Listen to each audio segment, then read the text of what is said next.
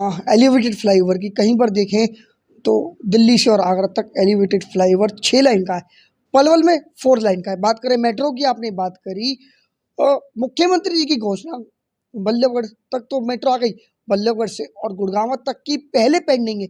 ऐसे में पलवल तक की घोषणा को अमलीजामा कैसे पहनाया जा सकता है, जबकि पहली घोषणा गुड़गांव तक की अभी तक भी पूरी नहीं हुई है। देखिए, मैं पहले बात आपका इसके देता हूँ, जो एलिवेटेड पुल जी है। हमारे यहाँ पर पहले एलिवेटेड पुल का प्रावधान नहीं था। जी हमारे यहाँ तो ये था कि नीचे से ही निकल के जाएगी सड़क, और उसी की बदौलत ही आप ये देखें कि पलवल बाईपास पर गवर्नमेंट ने एक्वायरमेंट की, एनएचएआई ने एक्वायरमेंट की, जी और लगभग अलग अलग टुकड़ों में की। हालांकि लगभग वो 8 एकड़ जमीन के करीब पलवल की एक्वायर हुई थी, और लोगों का उसका मुआवजा भी मिला।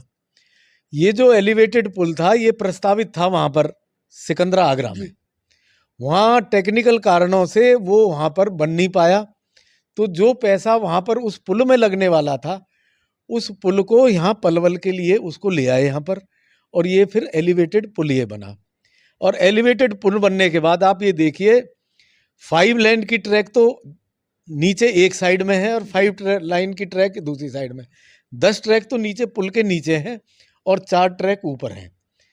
और मैं आपके संज्ञान में एक बात और लाना चाहता हूँ कि जब यहाँ एक बार पहले 2021 का 31 का जो पलवल का मास्टर प्लान था जी उस मास्टर प्लान में बगौला के पास से पलवल का बाईपास निकालने की बात थी, और वो जाकर बामनी खेड़ा तक निकलता, और उससे ये होता कि उससे कनेक्टिविटी पलवल की बाहर बाहर से ही हो जाती।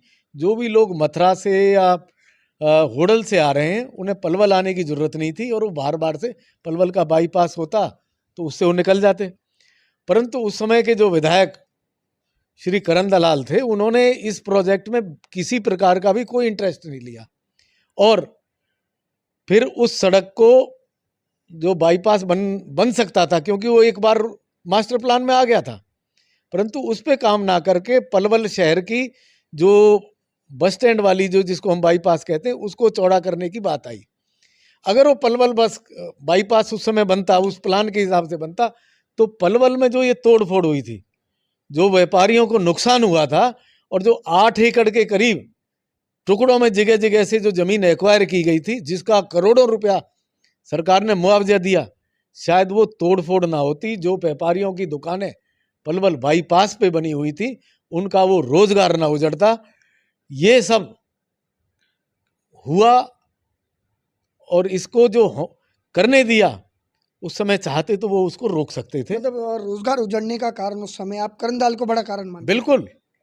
जब डीपीआर में जब सारी की सारी ये प्लानिंग हो गई, कंट्री टाउन प्लानिंग ने सारा ये दे दिया, एनएचएआई उसमें सहमति थी कि पलवल का जो बाईपास बनेगा, और वो बाईपास जो है बामनी खेड़ा से लेके भगोला तक होगा।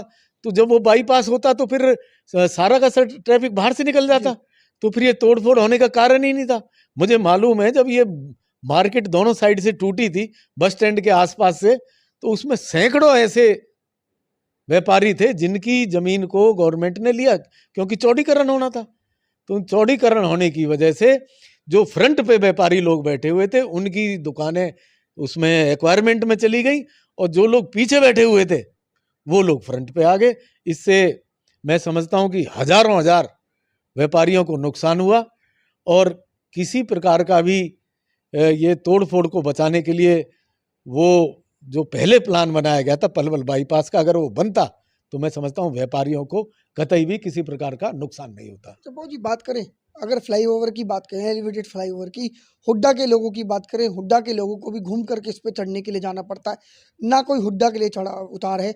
बात करें कैंप की, ना ही कैंप के लिए कोई उतार है चढ़, तो क्या पलवल को और 2 हिस्सों में नहीं बांट दिया गया है, सीधा देवीलाल पार्क से जाकर के आगे उसका उतार है? ये बात मैं आपकी मानता हूँ कि जब हम दिल्ली साइड से अपने मथुरा की साइड जाते हैं, तो बस स्टैंड से पहले, यानी अलाउलपुर चौक से पहले, वहाँ पर कोई इस प्रकार का एनएचएआई को प्रावधान बनाना चाहिए कि जो पलवल शहर का आदमी है, वो अगर बाईपास पे चढ़कर उसके ऊपर एलिवेटेड पुल के ऊपर चढ़कर वो मथुरा कोसी आगरा साइड में जाना जी, चाहे तो बिल्कुल। ये प्रावधान होना एक आवश्यक है। ये शहर की हमारी ज़रूरत भी है और इस ज़रूरत पे आपने बहुत अच्छा प्रश्न उठाया है।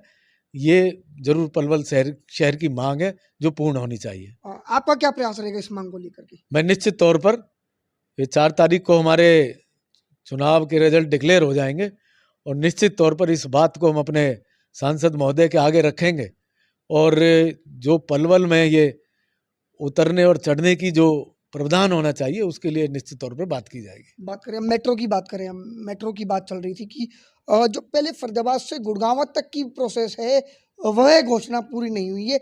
ऐसे में जो पलवल तक मेट्रो है, क्या वो जो है वो सफ़ेद हाथी के समान नहीं है क्या वो घोषणा? बिल्कुल भी नहीं है। जी। उसमें बन चुकी है उसकी, उसमें ये भी आइडेंटिफाई हो गया है कि स्टेशन कहाँ-कहाँ पर होने हैं, कौन-कौन से गाँव में स्टेशन होने हैं, मुझे उसकी जानकारी है। बिल्कुल भी कोई ऐसा नहीं है। वो निश्चित तौर पर जो प्रोजेक्ट के बारे में सरकार ने अनाउंसमेंट की है और पब्लिक की आशाओं के अनुरूप वो काम भी बहुत जल्दी होगा। डॉक्टर साहब, जी। हमारे मुख्यमंत्री नायब सिंह सैनी से आपकी मुलाकात रही। कैसी मुलाकात रही? किन विशेष बिंदुओं पर चर्चा रही? क्या नया पलवल के लिए, पलवल के विकास के लिए आप करने जा रहे हैं? किस तरह से पलवल के इस विकास के लिए आप संकल्पबद्ध, प्रतिबद्ध हैं? मैं माननीय मुख्यमंत्री जी से कल चंडीगढ़ उनके आवास पर मिला था और पहले उन्होंने पार्लियामेंट चुनाव के बारे में जो मुझे जानकारी थी मैंने उनको वो बताई और पलवल की जो स्थिति थी चुनाव के बारे में उनको बताया और वो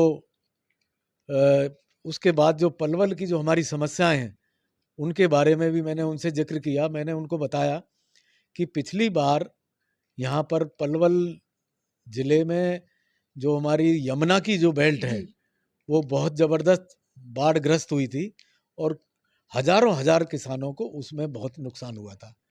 तो मैंने उनसे ये निवेदन किया कि अब की बार समय रहते हुए जो भी हमारे विभाग हैं वो पहले से ही इस तरह की तैयारी करें कि लोगों को किसी प्रकार की कोई तकलीफ ना हो। नालों की सफाई हो, हमारे जो सीवर सिस्टम है उसको बरसातों से पहले दुरुस्त कर दिया जाए जिससे कि पलवल शहर में जो जल भराव की समस्या पिछली बार आई थी उस समस्या से हम पब्लिक को निजात मिले। दूसरा मैंने उनसे ये निवेदन भी किया था कि पार्टी के जो कार्यकर्ता हैं जिनका इस चुनाव में बड़ा महत्वपूर्ण रोल रहा है उन कार्यकर्ताओं का भी मान सम्मान पूरी तरीके से रखा जी। जाए। जहाँ कहीं भी कार्यालयों में वो जाएं तो अधिकारी उनकी बात को सुने। तो माननीय मुख्यमंत्री जी ने एक बात कही है कि 4 तारीख के रिजल्ट के बाद निश्चित तौर पर कार्यकर्ताओं के मान सम्मान के लिए वो किया जाएगा जिसके लिए वो अपेक्षित हैं और कार्यकर्ताओं के पूरा ध्यान रखा जाएगा, ये माननीय मुख्यमंत्री जी ने कहा था। इसके बाद मैंने उनसे ये निवेदन भी किया कि जो पलवल शहर में हमारी विकास के काम हैं उन विकास के कामों को गति देने के लिए जो म्यूनसिपल हमारी म्यूनसिपल कमेटी है उसको ज़्यादा से ज़्यादा ग्रांट दी जाए जिससे कि पलवल के जो रुके हुए काम हैं उन कामों में तेज़ी आए। मैं माननीय मुख्यमंत्री जी का धन्यवाद करना चाहता हूं कि उन्होंने बड़े धैर्यपूर्वक मुझे सुना और इस बात के लिए उन्होंने कहा कि पलवल शहर के लिए वो किसी प्रकार की कोई कमी या कसर नहीं रहने देंगे। मैं इस बात के लिए उनका बहुत धन्यवाद करना चाहता हूँ। डॉक्टर साहब, अच्छा अंतिम सवाल बात करें, 4 माह बाद विधानसभा के चुनाव हैं। अच्छा, बात करें कितनी आपकी तैयारी विधानसभा चुनाव को लेकर के है? एज़ अ पॉलिटिशियन कितना आप कंफर्म विधानसभा चुनाव लड़ने का है? कितना प्रयास आपका पलवल विधानसभा से भाजपा की टिकट लेने का है? देखिए, जो भाजपा का जो कार्यकर्ता होता है वो बड़ा अनुशासित होता है। उसको जो भी कार्य दिया जाता है वो अपने कार्य को अपनी मुस्तैदी से उसको संपन्न करता है। मैं भाजपा में हूँ, भाजपा ने मुझे जिस प्रकार का भी काम दायित्व सौंपा, जी। चाहे वो जिले स्तर का सौंपा, चाहे वो इस चुनाव में विधानसभा हतीन का प्रभारी होने का सौंपा, चाहे राजस्थान विधानसभा चुनाव में वहाँ की एक विधानसभा का मुझे प्रभारी बनाकर वहाँ भेजा। मैंने अपने काम को बड़े ज़िम्मेवारी से उसको पूर्ण किया है और उस सब के नतीजे भी बड़े अच्छे आए हैं। मैं भाजपा का समर्पित कार्यकर्ता हूँ कि कार्यकर्ता हूँ और जो भी मेरी इन चुनावों में लेकर जो भी पार्टी मेरी भूमिका निश्चित करेगी, मैं उस भूमिका को बड़े ईमानदारी से और निष्ठा से उसको पूर्ण करूँगा। जहाँ तक चुनाव लड़ने की बात है, ये पार्टी ने फैसला करना है। आपका क्या माने डॉक्टर साहब, आपकी बात की जाए? पार्टी ने ये इसका फैसला करना है। पार्टी जो फैसला करेगी मैं मानूंगा। मैं राजनीतिक कार्यकर्ता हूँ, तो निश्चित तौर पर मेरा भी मन करता है कि मैं भी चुनाव लड़ूं और जो लोगों की विकास के काम है, जो लोगों की दुख तकलीफ है, उसको भी मैं इतनी सक्षम हूँ कि उसको दूर करने के लिए मैं अपनी क्षमता का प्रयोग कर कर इस शहर को और इस इलाके को चमन बनाऊं। मैं जहाँ तक मानता हूँ कि मेरे पास जो है काफ़ी अच्छा लंबा राजनीतिक अनुभव भी रहा है और उसके साथ साथ एक बड़ा अच्छा प्रशासनिक अनुभव हरियाणा पब्लिक सर्विस कमीशन का सदस्य होने के रूप में भी रहा है। तो दोनों अनुभव मैंने उस दौर को भी देखा है जब मैं यहाँ कांग्रेस पार्टी में पहले था। जब तो मैं 3 बार यहाँ का जिला अध्यक्ष रहा जी।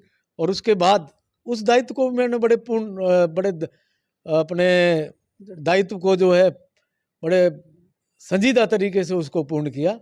और जहाँ तक मेरी पढ़ाई लिखाई की बात है, मैं ज़्यादा बड़ी बात तो मैं कहता नहीं, पर ये कह सकता हूँ कि मैंने 2 पोस्ट ग्रेजुएशन की हुई हैं।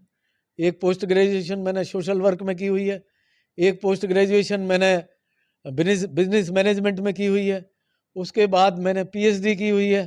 तो जो भी मेरी पढ़ाई लिखाई की क्षमता है, उस क्षमता का उपयोग करते हुए निश्चित तौर पर मैं जितने भी हमारे और बहुत से ऐसे गुणी साथी हैं जो टिकट मांग रहे होंगे, परंतु उनकी कतार में मैं अपने आप को सबसे आगे मानता हूं।